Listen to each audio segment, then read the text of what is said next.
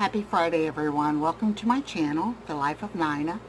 And today, as every Friday, we have a study on the ladies of the Bible. This is coming out of my devotional journal, The Top 100 Women of the Bible. I'm going to turn off the dehumidifier so it's not so loud.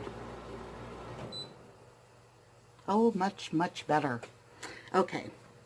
Today's lady that we're going to be learning about is Bilhah. And her story is in Genesis 29:29.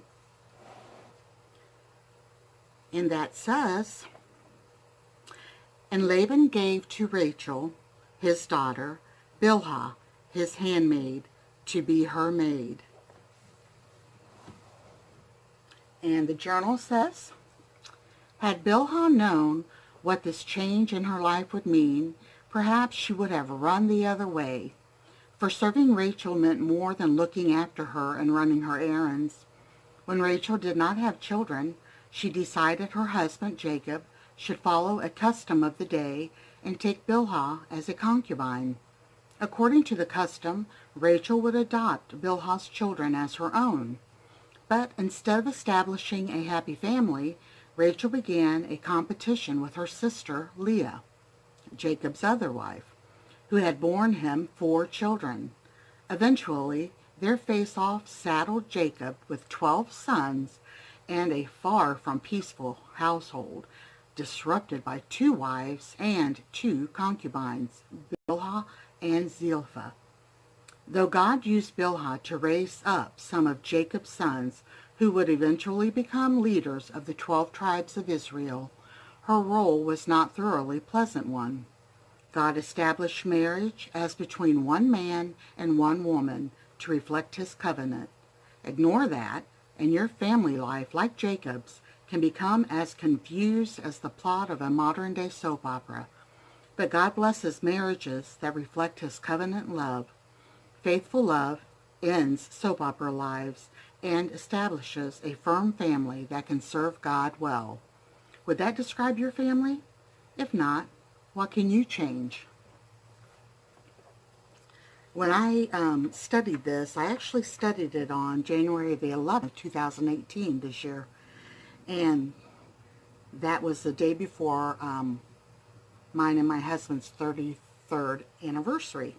So in here I'm writing that we're celebrating and that I was most thankful for the blessings that he had gave us, and that included our son, our natural-born son. So children or heirs are very, very important, not only in biblical days, but nowadays. I know now there are lots of people, lots of women that I know that are struggling to have children. And a lot of people say, well, it's the food that we eat, or it's this or it's that. Well, you know, as we can see from the reading, that there's been trouble having, or fertility problems, since biblical days, and they'll probably remain like that until the end of time.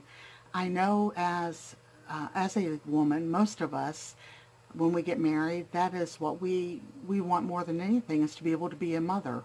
And that was my desire. My husband and I used to tease each other when we first got married that we wanted 13 children. And he doesn't like odd numbers, so he would say 14 children. And when we found out that I had lots of female issues going on, that we were very, very blessed to have had the one son that we did have, then we knew that we probably would never be able to have any more children naturally. So I consider Levi, my son, he's 31, as my biggest blessing that God blessed me with in my entire life. He has always been my sunshine, and I've always embarrassed him with that, but he is the sunshine to my soul. And he's at the age now where he's a dad, and he's understanding more of that, and of course grown up a lot over the years. Now we have 3 adopted daughters, so I can understand a little bit Bilhah, what her, maybe not her, but how the wives felt, because they were going to be taking the concubine's children as their own. And when you adopt children, you are taking someone else's child or children as your own. They actually get a brand new birth certificate, and they are your child from that moment on. And I know many, many families that where the children, the adopted children, had left when they became of age and went back to their natural family. So I knew that was a big, big understanding, and I tried to get myself ready for that. And so I think now, looking back, I was probably really, really hurt, and I said lots of things that were unkind that I should have never said. And I'm not blaming the girls for, I guess I'll just take the blame upon myself. When they became of age to choose and do the things that they wanted to do, there were certain rules that had to be abided by in our home, in our household. And so I won't get into all of that story, but what I wanted to bring that up for is because I understand as not their natural mother, that someday they might go back to their birth family. And I think with a concubine, I wonder if those children stayed with the family. Of course, the only difference would be that, was it Joshua? Was the birth dad, or Jacob, I'm sorry, Jacob was the birth dad. And Rachel and Leah, their sisters, Rachel was not the natural birth mother of the children that were born to her from the concubine. I hope that doesn't confuse you guys too much. It talks about the 12 sons, and it tells that they came, from Rachel and Leah, and then the concubines, which was Bilhah and Zilpah.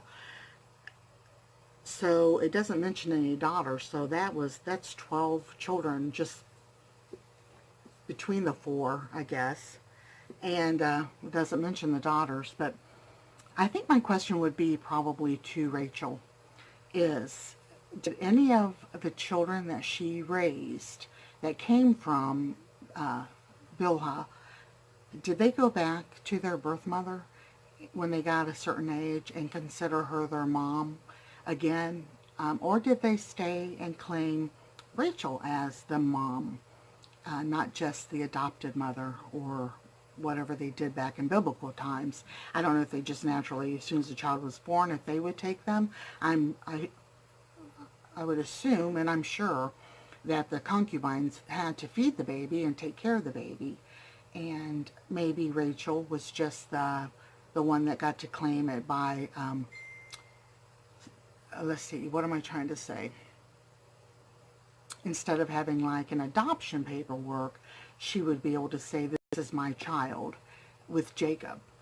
So I'm not sure how they did things back then, but my question is mostly about the children, what they would have thought and what they would have done, and would they have been closer, because they are being raised by their birth mom. How could you not have, especially breastfeeding them and taking care of them, how could you not have that natural love be so much stronger than it would be if, like Rachel, the love that Rachel would have for those children, in my opinion, could not be as strong as the Bilhah's love for those children, because she gave birth to those children. She nursed those children, probably took care of them, as they grew. And, yeah, we can say all that we want, that the love would be the same, but I don't think so. I think if you've had trouble, for instance, when I was carrying our son, and all the issues that I had and almost lost him, I don't know how many times, there's no way that someone could love him more than I love him, because I was the one that went through those. I'm the one that took care of him and raised him and taught him, and, I was there for him, and he's part of me. So I wonder about that. I wonder even about the girls that we adopted. They never said anything bad ever about their being raised the way that they were raised. And I would never speak ill of their mother. I've learned through time and years and my age how things affect people. And I have friends that are adopted and that were adopted by wonderful, wonderful families, and they never went back to their, try to find their birth family. But most of them do. Most of them do go back and they try to find their birth family. It's a feeling, I've been told, that they don't feel complete, that they don't feel like they know where they've come from. And you know, we've been recently in our family learning about the our heritage and where our family has come from, and finding out very, very unique things about that we were kind of shocked to find out. Well, at my dad's side of the family, my brother, his youngest brother, has studied it out, and they are from Ireland and Wales. And then my mother's side of the family, we have just recently found out, they came from Sweden. And we would have guessed that my mom's side of the family would have been from Italy or somewhere because of the strong prominent nose, or Greece or something like that, because they have dark hair. And if you look at her, I've got her on some of my videos, she actually cooked in one. Yeah, we really thought that her side of the family would have been Greek or Greece or something, where they're prominent features and they're dark complected and dark hair, you know. But no, it was Sweden, and so that has really thrown us, you know, for a loop. But so the children, it doesn't talk about nationalities. I don't know what Rachel or her sister Leah, what nationality. I assume that they were Jews. But as far as the concubines, you know, I don't know. I'm not sure if they were dark-skinned or what. But it's really interesting to read and find out maybe just enough about the women of the Bible that it makes us think and makes us question our own. And someone can say something, and I can have an opinion, but if someone comes across and says something that their opinion about it, then I can be like, oh my gosh, I never thought of it that way. So that's what I mean. If you guys have any at all comments, leave them below. You know, I'm not right. I'm just learning as I'm reading along, and so if you guys have a comment or anything that you want to leave about any of the people that we've been reading about, or what your feelings are about adoption and what you think that the feeling might be. I know I have a couple of my followers that, I hate to say followers, I'm going to say my friends that are subs, that are subscribed. Following's like a cult thing. I don't do that stuff. But so any of my friends out there that have been adopted or have adopted, if you have anything that you would like to add, what you feel or what you think maybe conspire between all of these women, feel free to leave your comment below. I'd love to read it. You know, no one is going to be judgmental or anything. You can just say what you feel, as if you were right here in this room with me. Just act like you have something to say, and if you have something to say, write it down. I'd love to read it. So, all right, everybody, I hope that you have a blessed week. And I wanted to ask, I didn't have any prayer requests, but I think I told you guys last week that I have to see the heart doctor on the 2nd of October. So keep that in mind, and if I come across your mind or heart, just say a little prayer.